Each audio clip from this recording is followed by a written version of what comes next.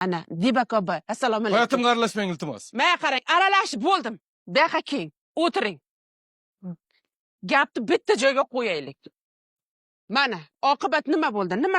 Nima qiladigan bo'ldingiz endi? Bo'ldi, men gaplashdim, bo'ldi, men ajrashaman. To'g'ri qilasiz.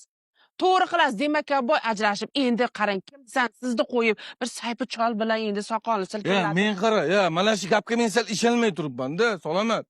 To'g'risi aytinglar, meni hayotimni bunchalik dabdala qilishga haqlaring yo'q. Aylanay. 10 kungina ketib ham yo'q qol tashkilga. Menga qarang. Quyosh borligiga ishonasizmi? Ishonaman. Mahallamiz borligiga ishonasizmi? Ishonaman. Bu gapga ham ishoning. O'z ko'zim bilan ko'rdim. Ana boboyni pinjiga kirib olib, mahallada ko'ppa kunduz kuni ko'zimda oldida o'tib ketdi. Qaytib nima qiladi? Nima yetishmaydi unga? Puldan muammo bo'lmagan. Ana o'zi sizda borki, sizda bir did farosat yo'q o'zi. Demak boy. Odashdim. Men qarang. Odashdim.